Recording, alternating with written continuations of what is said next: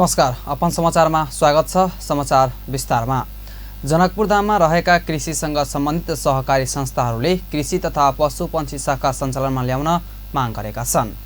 सहकारी संस्थाहरूले संयुक्त रूपमा ज्ञापन पत्र बुझाउँदै उपमहानगरमा कृषि तथा पशुपन्छी शाखा सञ्चालनमा ल्याउन माग गरेका हुन्।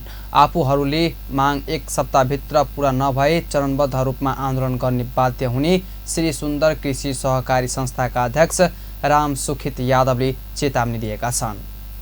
किसान सबके लागि तो वोहो के जो है फ्रीज कदल के आए बेर फेरू आयल छले 2 करोड़ रुपया वह फ्रीज भ गए, जबकि फागुन 9 गते के जे अथी भर के रहे फॉर्म तो हमरा के जेठ अखाड़ 9 गते के कहलक, तब 8-9 दिन में फॉर्म भरबो करिए तो आधा आदमी भरल के आधा नहीं, तकर बाद में कहे फ्रीज भ गए। मांग की मांग हमरा के कृषि ऑफिस कायम करूँ, कर्मचारी तहगत के कर्मचारी में भरना करूँ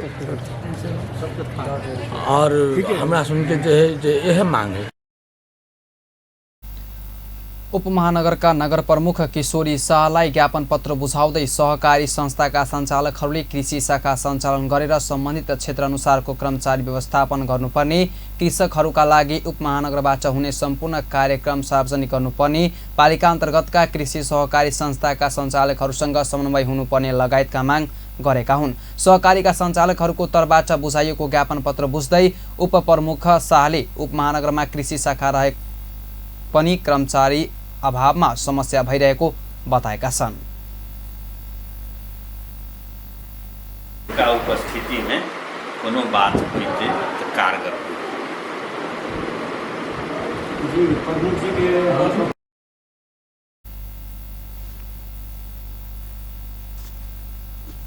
यद्यपि सो समस्या समाधानका लागि उपमहानगरबाट पहल गर्ने प्रतिबद्धता व्यक्त गरेका हुन्। जनकपुरधाम उपमहानगरपालिकाका वार्डहरूलाई ट्र्याक्टर हस्तान्तरण गर्ने कार्यक्रम सुरुवात गरिएको छ। जनकपुरधाम उपमहानगरपालिकाका नगर प्रमुख मनोज कुमार शाहले एक कार्यक्रम बीच वार्ड अध्यक्षहरूलाई ट्र्याक्टर हस्तान्तरण गर्ने कार्यक्रमको सुरुवात गरेका हुन्। उपमहानगरमा सरसफाई नहुने गरेको गुनासो आइरहेको समयमा सरसफाईका लागि एकै वार्डलाई एक ट्र्याक्टर हस्तान्तरण कार्यक्रमको उपमहानगरले सुरुवात गरेको हो। नगर प्रमुख निर्वाचित हुनुभन्दा अगावै प्रत्येक वार्डलाई ट्र्याक्टर हस्तान्तरण गरेको वाचा अनुरूप वार्डहरूका लागि ट्र्याक्टर खरिद गरिएको उपमहानगरका प्रमुख शाहले बताए।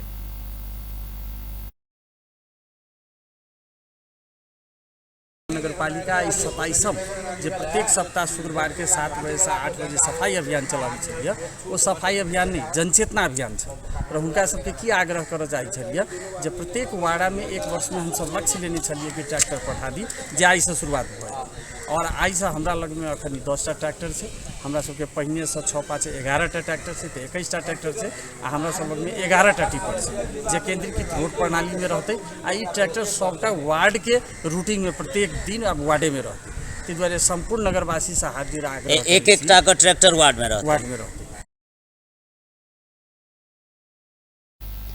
विगत 27 हप्तादेखि नगर सफाईका लागि उपमहानगरले जनचेतनामूलक कार्यक्रम प्रत्येक शुक्रबार गर्दै आइरहेको थियो। अब प्रत्येक वार्डको सफाईको जिम्मा वार्ड अध्यक्षलाई दिने गरी ट्र्याक्टर हस्तान्तरण गरिएको र चाँडै प्रत्येक वार्डलाई ट्र्याक्टर दिने नगर प्रमुख शाहले जानकारी दिए। यसका साथै आफ्नो घर वा प्रतिष्ठान अगाडि फोहोर गर्नलाई दण्डित गर्ने समेत उपमहानगर अब पछाडि नहट्ने नगर प्रमुख शाहको भनाइ छ।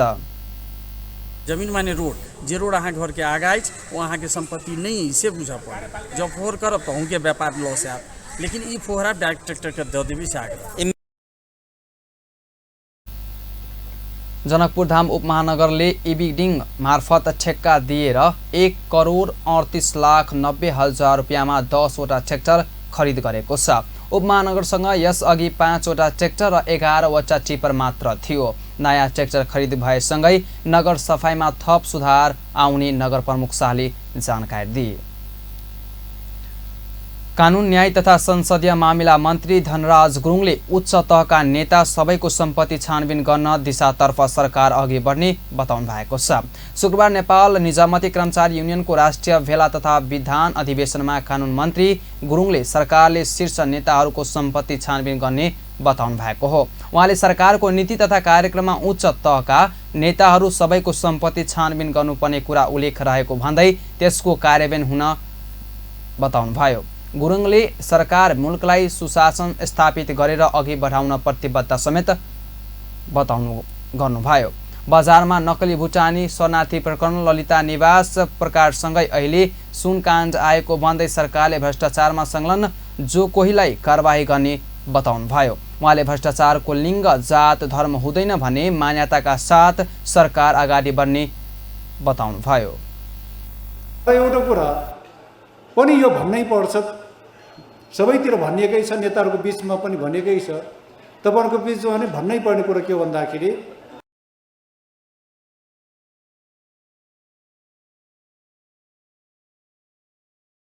यो मुलुकलाई सुशासन स्थापना गर्नका लागि, यो मुलुकमा सुशासन स्थापना गर्दै यो मुलुकलाई भ्रष्टाचार मुक्त बनाउनको लागि टिप्पणी उठाउनेहरूको हातमा मात्रै हतकडी लगाएर सुशासन स्थापना गर्न सकिँदैन भन्ने कुरामा हामी प्रष्ट हुन आवश्यक छ।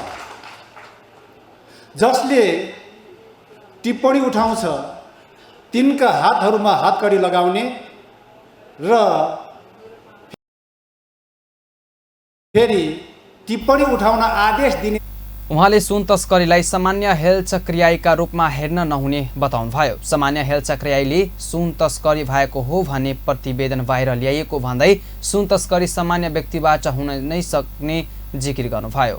फेरि ललिता निवास काण्ड हाम्रो अगाडि आइपुग्यो होइन, त्यसलाई हामीले फाइल खोल्ने भनेर अगाडि बढ्यौँ। त्यो काम कुरा हुँदाहुँदै फेरि अहिले आएर फेरि त्रिभुवन अन्तर्राष्ट्रिय विमानस्थलबाट पहेँलो हात्ती ठुलै हात्ती छिर्यो भन्ने काण्ड त आइहाल्यो फेरि, हेर्नुहोस्। अनि आज मात्र पढ्दै थिएँ मैले, यो चाहिँ नि साधारण हेलचक्राइले गर्दा भएको हो रे भन्ने पढ्दै थिएँ मैले। त्यति ठुलो पहेँलो हात्ती गेटबाट छिर्दाखेरि यो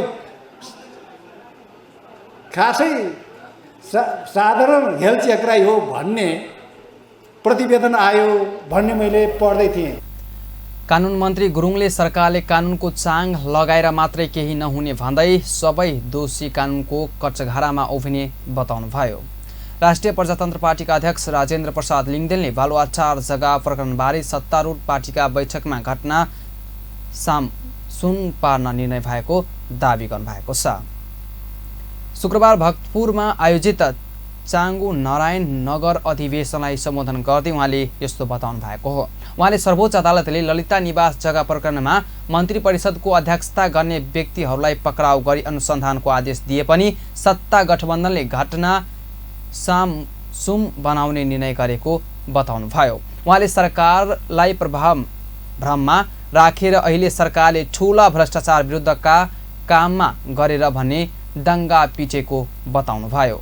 उहाँले सरकारले यसरी नै चलिरहेको हो भने 2084 सालको निर्वाचन नआउने दावी गर्नुभयो। उहाँले ललिता निवास जग्गा प्रकरणबारे अनुसन्धान गर्न बाध्य बनाएका प्रहरी अधिकृतहरूलाई घटना सामसुम बनाउन सरकारले सरुवा गर्न लागेको बताउनुभयो। उहाँले नेपाल आज शक्ति देशको प्रतिस्पर्धा स्थल बनिरहेको बताउनुभयो। उहाँले सरकार एकतातिर भ्रष्टाचार विरुद्ध कारबाही गरेको जस्तो देखाउने र अर्कातिर भ्रष्टाचारीको संरक्षण गरेर सरकार टिकाउने काम गर्न लागेको बताउनुभयो।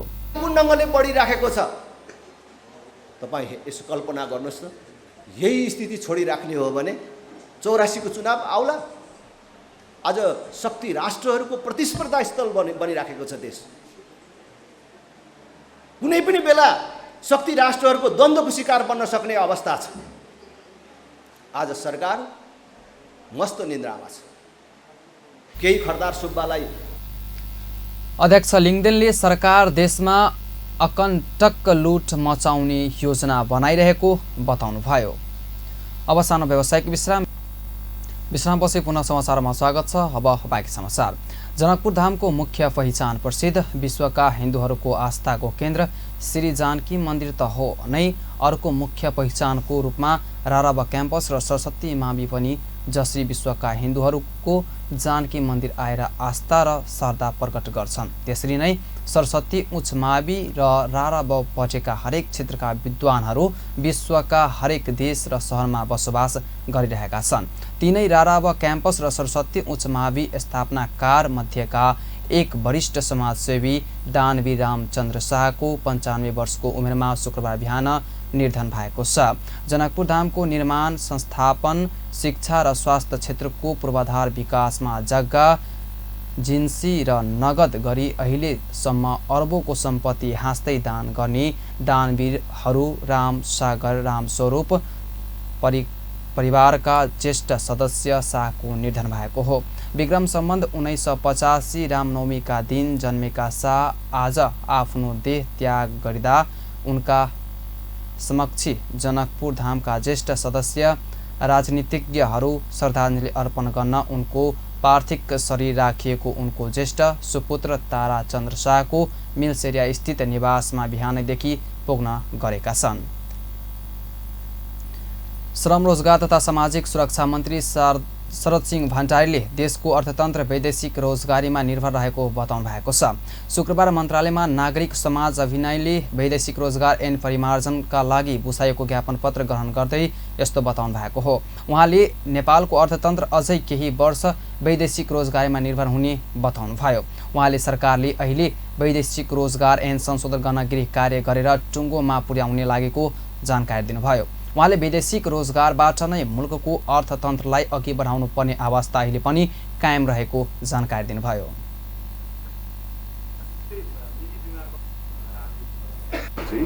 संशोधन गर्न चिन्ता हामी एकदमै गृह कार्य गरेर करिब चिन्ता अभियानलाई टुङ्गोमा पुर्याउने अवस्थामा पुगिरहेका छौँ र यस्तो बेलामा चाहिँ अहिलेको तपाईँहरूले जति पनि यो चिन्ताहरूको अध्ययन भयो, तपाईँहरूको सुझाव हो, यो सबै कुरालाई दुनियाँ आएको छ। मैले त्यसलाई चाहिँ असाध्यै सकारात्मक हिसाबले ग्रहण पनि गरिरहेको छु र त्यसको लागि पनि धन्यवाद दिन पनि चाहन्छु। किनभने यो हाम्रो साझा समस्या हो। यो समस्या एकदमै म कुरा सहमत छु। नागरिक समाज अथवा चाहिँ सोसाइटी, विभिन्न चाहिँ संस्थाहरू र सरकार हाम्रो साझा समस्या हो। यो किन साझा समस्या मैले भनिरहेको छु कि अहिलेको अवस्थामा जति अप्रिय लागे तापनि हामीले चित्त नबुझे पनि यो सत्य र शाश्वत सत्य के छ भने हामीले तत्काललाई चाहिँ नि हाम्रो इकोनोमी, हाम्रो अर्थतन्त्र भनेको चाहिँ नि वैदेशिक रोजगारमै भर पर्ने अवस्था छ। हामी चर्को कुरो गर्छौँ, मुलुकमा रोजगारी खोज्नुपर्छ, सबैले खोजेका हुन्छन् त्यहाँ। तर यो चाहिँ के भने यो कुनै पनि एउटा देशको मात्रै हातमा र परिस्थिति रहने स्थितिहरू आएन छन्। त्यहाँ एउटा इन्टरनेसनल चाहिँ एउटा फेनोमेन हो इकोनोमी भनेपछि नि त्यो ग्लोबल इकोनोमीले धेरै कुराहरू असर पारिरहेको हुन्छ। त्यसले गर्दा फेरि हाम्रो पनि के भने फेरि पोलिटिकल स्टेबिलिटीदेखि सब कुराहरू हुन्छ त्यहाँ।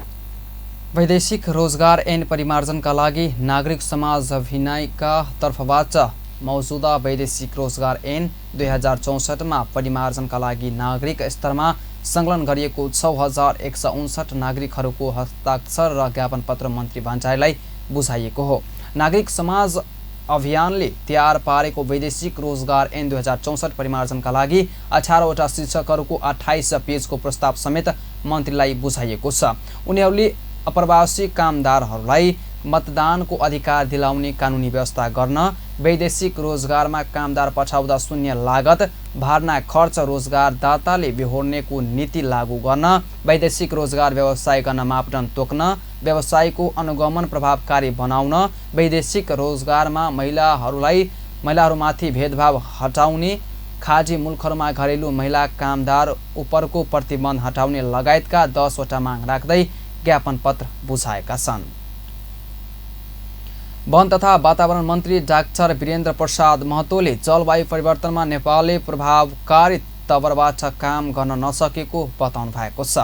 शुक्रबार राष्ट्रिय सभा अन्तर्गतको दिगो विकास तथा सुशासन समिति बैठकमा वन मन्त्री महतोले कानुन योजना नभएका कारण जलवायु परिवर्तनमा नेपालले राम्रोसँग काम गर्न नसकेको बताउनु भएको हो। उहाँले अन्तर मन्त्रालय समन्वय नहुँदा पनि जलवायु परिवर्तनको क्षेत्रमा काम गर्न अप्ठ्यारो भइरहेको जानकारी दिनुभयो। मन्त्री महतोले कानुनमा काम गर्ने कुनै संयन्त्र नै नभएको बताउनुभयो। उहाँले जलवायु वातावरण लगायतसँगै सम्बन्धित अन्तर्राष्ट्रिय सम्मेलनमा बुझ्दै नबुझिकन हस्ताक्षर गर्दा समस्या सिर्जना भएको जानकारी दिनुभयो। उहाँले जङ्गली जनावरको उल्लेख्य बजाए पनि यसको संरक्षणमा चुनौती खडा भएको बताउनुभयो। मन्त्री महतोले बाघको संख्या उल्लेख्य बजाए पनि संरक्षण गर्न ठूलो चुनौती देखिएको जानकारी दिनुभयो। गर्नुपर्ने र त्यो एग्रिमेन्ट गरिसकेपछि उसले अमेरिकाको सिचुएसनलाई राखेर नेपालमा एग्रिमेन्ट गर्यो भने नेपालमा त्यो पैसा कसैले पनि खर्च गर्न सक्ने स्थिति छैन र खर्च नभएको कारण मेन त्यही हो कि यस्तो क्लोजहरू राख्छ। हाम्रो किसिमको हाम्रो क्लाइमेट छुट्टै छ, हाम्रो समाज छुट्टै छ, हाम्रो खर्च गर्ने सिस्टम छुट्टै छ, हाम्रो वातावरण छुट्टै छ। तर के गर्छ भने त्यो चिजलाई मध्यनजर नराखिकन उनीहरूले आफ्नो अहिले विदेशीले भनेको कुरामा हस्ताक्षर गर्दा जङ्गलमा भएको जनावर र मानिसबीच द्वन्द्वको अवस्था सिर्जना भएको बताउनुभयो। राष्ट्रिय सभा अन्तर्गत दिगो विकास तथा सुशासन समितिले वन पैदावारको व्यवस्थित उपयोगमा प्रभावकारी नीति बनाउन सरकारलाई निर्देशन दिएको छ। समितिको शुक्रबार बसेको बैठक वन पैदावारको व्यवस्थित उपयोगका लागि भएका कानुनहरूलाई समसामयिक बनाउन निर्देशन दिएको हो। समिति सभापति प्रकाश पन्थले जैविक विविधताको संरक्षण गर्दै वन पैदावारको व्यवस्थित उपयोगका लागि प्रभावकारी नीतिहरू बनाउन र कानुनहरू समसामयिक बनाउनु पर्ने सुझाव दिएको बताउनुभयो। उहाँले जलवायु परिवर्तन र यसले पुर्याएको असर तथा प्रभाव कम गर्न आवश्यक नीति नियम तर्जुमा गर्न पनि सरकारलाई सुझाव दिनुभयो।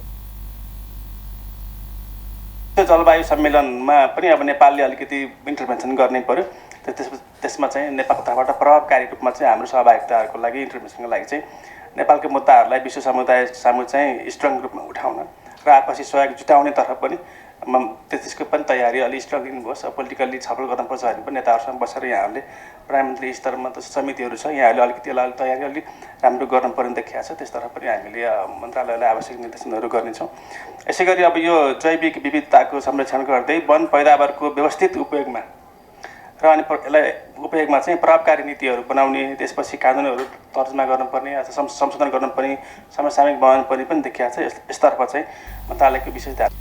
सभापति पन्तले विश्व जलवायु सम्मेलनमा नेपालले प्रभावकारी तवरबाट सहभागी हुने गरी मुद्दाहरू विश्व सामु उठाउन र आपसी सहयोग गरी तयार गर्न वन मन्त्रालय निर्देशन दिनुभयो। प्रधानमन्त्री पुष्पकमल दाहालले 10,800 मेगावाट क्षमताको कर्णाली चिसापानी जलविद्युतीय आयोजनाको निर्माण प्रक्रिया अगाडि बढाउने बताउनु भएको छ। शुक्रबार नेपाल विद्युतीय प्राधिकरणको 38औं वार्षिक उत्सव समारोहमा बोल्दै प्रधानमन्त्री दाहालले 10,800 मेगावाट क्षमताको कर्णाली चिसोपानी जलविद्युतीय आयोजनाको निर्माण प्रक्रियालाई अगाडि बढाइने बताउनुभयो। उहाँले आफू पहिलोपटक प्रधानमन्त्री हुँदा कुनै मेगा प्रोजेक्ट आगामी बढाउने सपना देखेको उल्लेख गर्दै सोही सपनाको रूपमा कर्णाली चिसापानी जलविद्युतीय आयोजनाहरूलाई लिएको बताउनुभयो। उहाँले सो आयोजनाको ठोस रूपमा अध्ययन प्रक्रिया अगाडि बढाइएको जानकारी दिनुभयो। त्यसै गरी 1200 मेगावाट क्षमताको बुढी गण्डकी जलवायुयुक्त परियोजना पनि अगाडि बढाउने सोच र योजनाका साथ सरकार लागि परेको बताउनुभयो। प्रधानमन्त्री दाहालले आन्तरिक विद्युत खपतको वृद्धि गर्दै र विद्युत निरन्तरताका लागि स्पष्ट लक्ष्यका साथ अगाडि बढिरहेको जानकारी दिनुभयो। अतिथिहरू, पत्रकार मित्रहरू र उपस्थित सम्पूर्ण महानुभावहरू, नेपालको सबैभन्दा ठुलो सार्वजनिक संस्थान नेपाल विद्युत प्राधिकरणको 38औं वार्षिक उत्सवमा प्रमुख अतिथिका रूपमा यस कार्यक्रमलाई सम्बोधन गर्न पाउँदा मलाई विशेष हर्ष र गर्वको महसुस भएको छ। म यहाँहरू सबैलाई अभिवादन भन्न चाहन्छु। यस महत्त्वपूर्ण क्षणमा म नेपाल विद्युत प्राधिकरणको सञ्चालक समितिका अध्यक्ष एवं ऊर्जा जलस्रोत तथा सिँचाइ मन्त्री प्रधानमन्त्री दाहालले सरकारले ऊर्जा संरचनाको निर्माणलाई उच्च प्राथमिकतामा राखेको जानकारी दिनुभयो। उहाँले सरकारले नयाँ विद्युत ऐन र अन्य आवश्यक नीति निर्देशिका ल्याउन कुनै कसर बाँकी नराख्ने पनि स्पष्ट पार्नुभयो।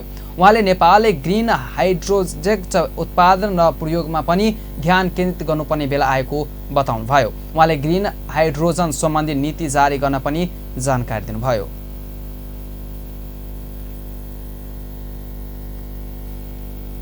हाम्रा सम्बन्धित निकायहरू भारतीय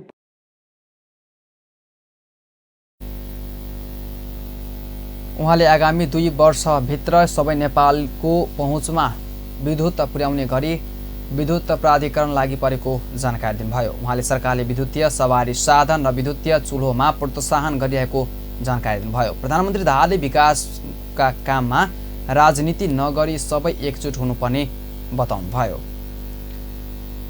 नेपाल विद्युत प्राधिकरणको नफा 12 अर्ब 33 करोड रुपियाँ पुगेको छ। नेपाल विद्युत प्राधिकरणले गत आर्थिक वर्षमा वार्षिक 12 अर्ब 33 करोड रुपियाँ नफा आर्जन गरेको जानकारी दिएको छ। त्यस्तै सञ्चित नफा 36 अर्ब 67 करोड रुपियाँ पुगेको बताइएको छ। प्राधिकरणको 38औं वार्षिक उत्सवमा बोल्दै प्रबन्धक निर्देशक कुलमान घिसिङले आर्थिक वर्ष 2072-73 सम्म आइपुग्दा वार्षिक घाटा 8 अर्ब 90 करोड रुपियाँ र सञ्चित नोक्सानी बढेर 34 अर्ब 61 करोड रुपियाँ पुगेको उल्लेख गर्दै आर्थिक वर्ष 2073-74 मा 1 अर्ब 50 करोड रुपियाँ खुद मुनाफा आर्जन गरी प्राधिकरणले नफा कमाउन सुरु गरेको जानकारी दिनुभयो। उहाँले प्राधिकरणको सेयर सर्वसाधारणलाई समेत जारी गर्ने गरी प्राधिकरणको तेस्रो चरणको विद्युतीय पुनः संरचना प्रस्ताव स्वीकृतिका लागि सरकार समक्ष पेश गरिएको जानकारी दिनुभयो। उहाँले प्राधिकरणको प्राथमिकता सेयर सर्वसाधारणलाई निष्कासन गरी सङ्कलन गरिएको रकम ठुला जलविद्युतीय आयोजनाहरूको निर्माणमा लगानी गर्ने बताउनुभयो। प्रबन्धन निर्देशक घिसिङले संस्थाभित्र आर्थिक पारदर्शिता, जवाबदेहिता र सुशासनलाई कडाइका साथ लागू गरिएको बताउनुभयो। उहाँले प्रशासन तथा वितरण चुहावट 33.46% मा सीमित गरेर प्राधिकरणको इतिहासमा नयाँ रेकर्ड कायम गर्न सफल भएको जानकारी दिनुभयो। निष्कासन गरी सङ्कलन गरी जवाबदेहिता गर्न रूपान्तरणकारी ठुला जलविद्युत आयोजना अगाडि बढाउने, आन्तरिक रूपमा खपत वृद्धि तथा बढी भएको विद्युत निर्यात लगायतलाई उच्च प्राथमिकतामा राखी प्राधिकरणको हरेक गतिविधि अगाडि बढेको छ। सरकारले प्राधिकरणको आर्थिक वर्ष 67-68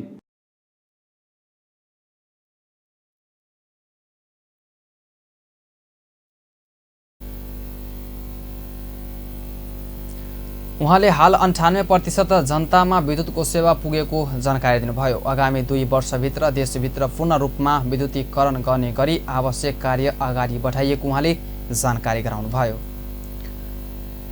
ऊर्जा, जलस्रोत तथा सिँचाइ मन्त्री शक्ति बहादुर बस्नेतले देशको विकास र समृद्धिको लागि ऊर्जा क्षेत्रबाट योगदान दिने लक्ष्यसहित काम गरिरहेको जानकारी दिनुभएको छ।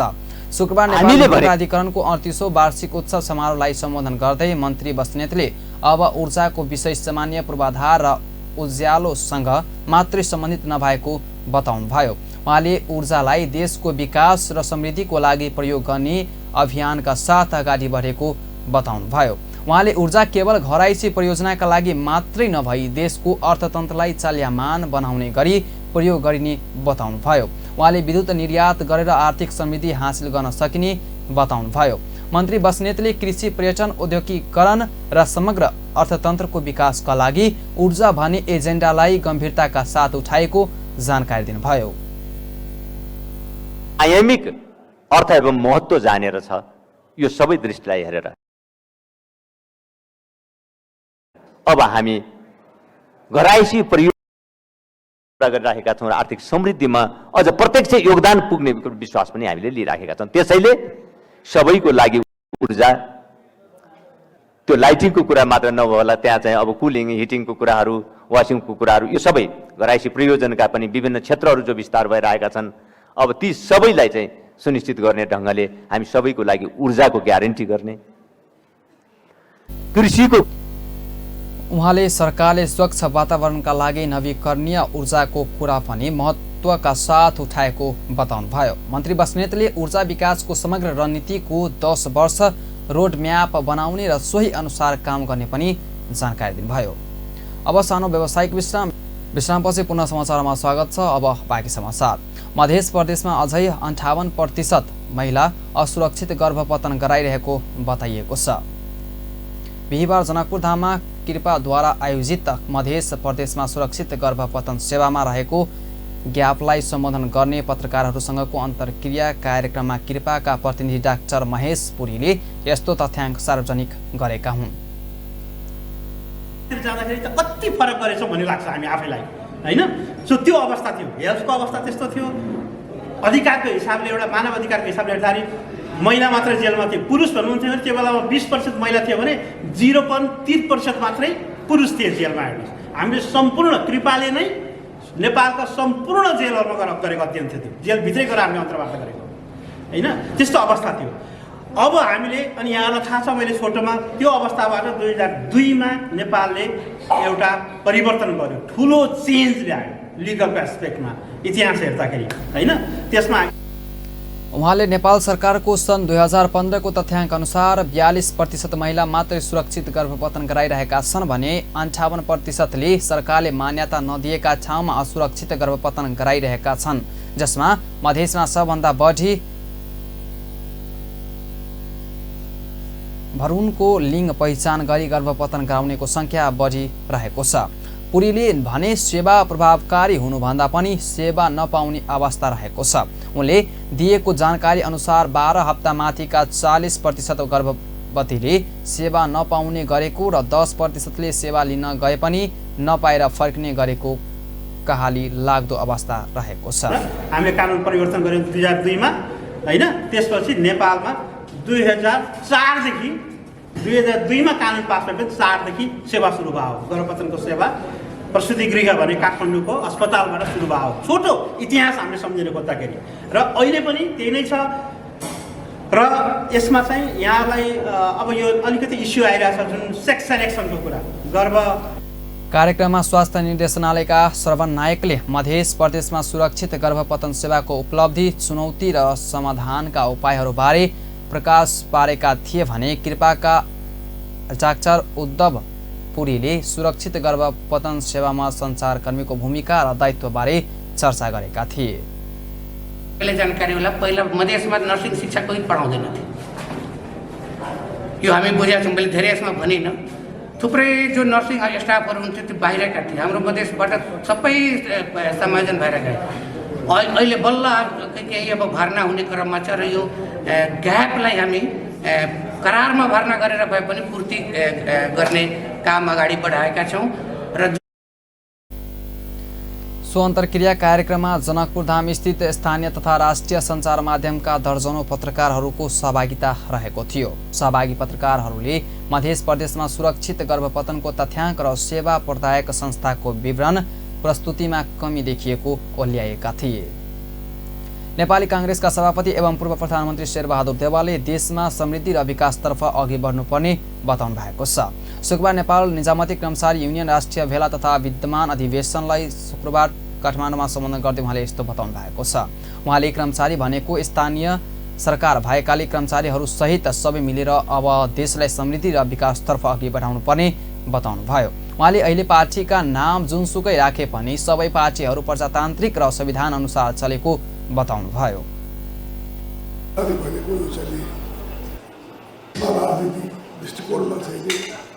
डेमोक्रेटिक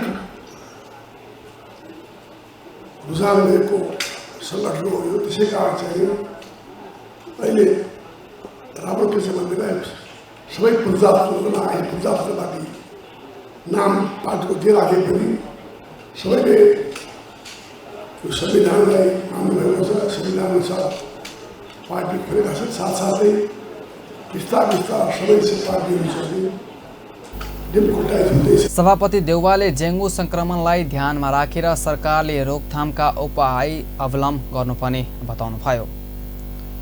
हस्त अहिले यतिकै। पलपल खबर तेज नजर हेर्दै गर्नुहोला अपन टेलिभिजन। नमस्कार।